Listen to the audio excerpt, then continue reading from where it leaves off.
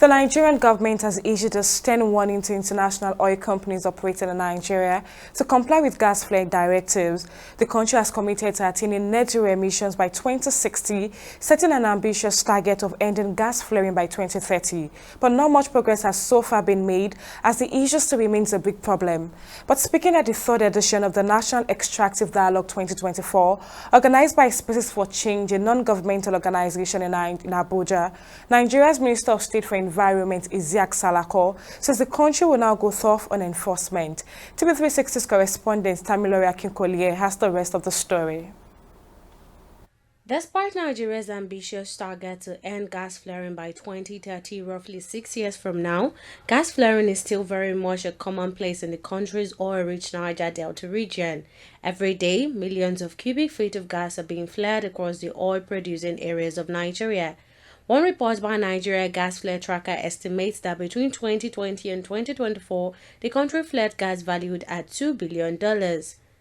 It is because of these disturbing statistics that stakeholders are gathered here for the third National Extractive Dialogue on Gas Flare Reduction 2024, an annual event aimed at strengthening accountability and transparent management of oil, gas, and mineral resources in West Africa.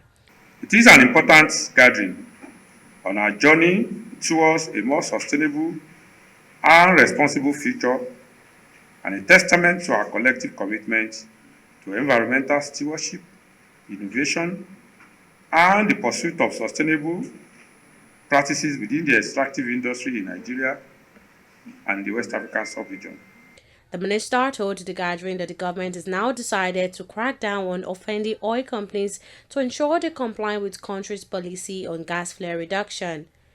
Let me, at this point in time, say that this policy of penalty is not to encourage gas flaring. Nigeria is committed, and we have a target date of ending gas flaring, and everything that needs to be done, government is doing this. So imposing penalty is not to encourage gas flaring, it's as a matter of fact to discourage it. Despite the challenges, authorities say some progress has been made, and its record shows that there have been some decline in gas flaring.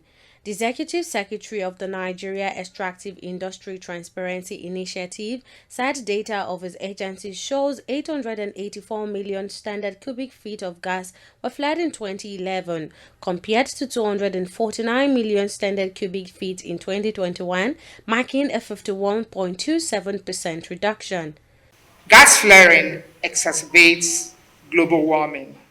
It leads to economic losses, and this squanders our potential power generation capabilities. However, it is within our power to change that.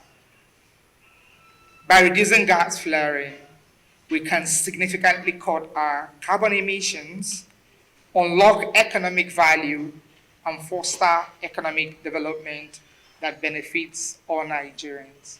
Despite the figure, other speakers at the gathering says much more still needs to be done if the country is serious about meeting its net zero commitment.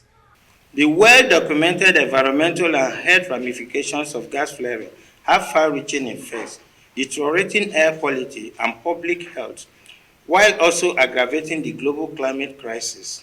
Nevertheless, amid this seemingly insurmountable challenge lies a remarkable opportunity for groundbreaking innovation, meaningful collaboration, and tangible progress. With the United Nations projection for Nigeria's population to rise to over 260 million by 2030 and over 400 million by 2050, which is just 10 years away from now, the country's which is just 10 years away from the country's net zero target of 2060, NATIC predicts an upsurge in energy demand by more than, which may surpass the 47% projected global projection in the same period in 2050. As effort to ensure environmental sustainability continues, collaboration between the government, oil companies and stakeholders will be crucial in achieving the country's gas flaring goals.